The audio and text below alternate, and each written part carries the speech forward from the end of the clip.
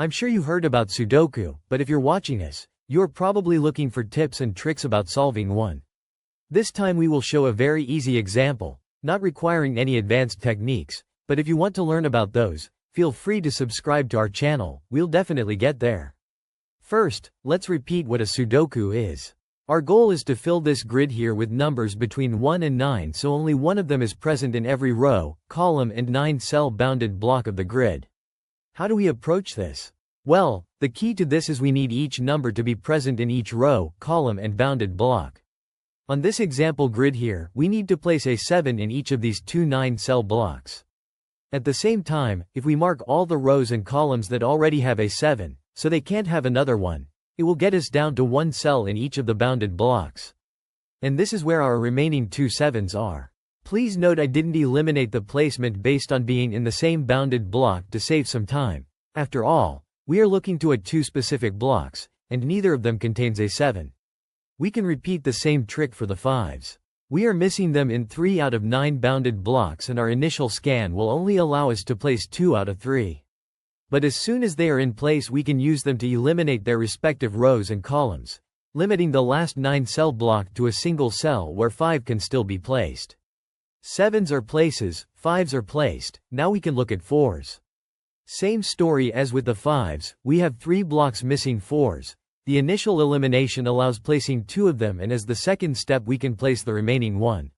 Next step, 8s. This one is more tricky, because we are missing whole 5 of them, but with the decreased number of empty cells this still allows us to make 2 placements in the initial check and another one on the second run. We are not able to place the final 2 8s just yet, but we'll get back to them. Now let's take a look at 6s. This time we are missing whole 6 of them, so the method we used previously will not work. But we have other tools, so let's take a look at these 2 columns. Each of them needs a 6, and each of them has 2 empty slots where a 6 can still be placed. Conveniently enough, row 9 already has a 6, eliminating one of the 2 options for placement in column 7. And after that 6 is placed it will also bring us down to single placement in column 9. Now we are left with 2 columns that are only missing a single value. These values are 1 in column 7 and 3 in column 9. After we place them, row 9 is also left with a single missing value, which must be a 2. And after that is placed, column 5 is left with a single empty cell that must be holding a 3. Finally, we have 2 empty blocks that are also missing 1 value each, so we can complete this cell with a 9 and this cell with a 6. After the additional 6s were placed, we are left with only 3 bounding blocks that are still missing them. And, going back to our original elimination method we can go down to 1 possible placement in the middle 9-cell block. This will leave us with a single empty cell in row 4, which must contain a 9. Speaking of 9s, we are missing 3 of them now, and after we eliminate all the rows and columns that cannot hold a 9, we will be able to place 2 of them in the first round, and then the final one as well. Now we can go back to 8s. As you might remember, we are still missing 2 of them.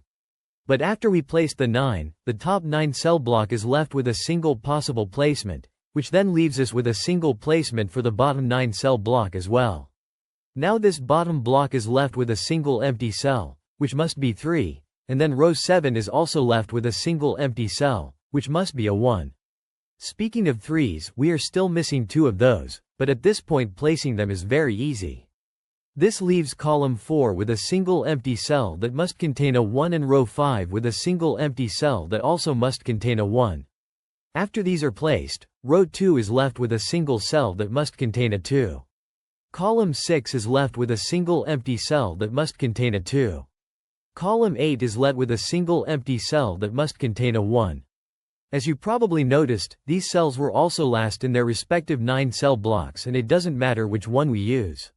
Row 1 is now missing a 2 and row 3 is missing a 1. We have 4 cells left, and we know one of these 2 must contain a 1. Since we already have a 1 in column 1, it must be the cell in column 2.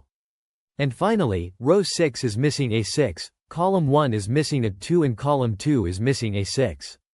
Puzzle solved. As you might have noticed, we solved this puzzle using only the most basic Sudoku techniques. Next time we'll try to look at something more advanced.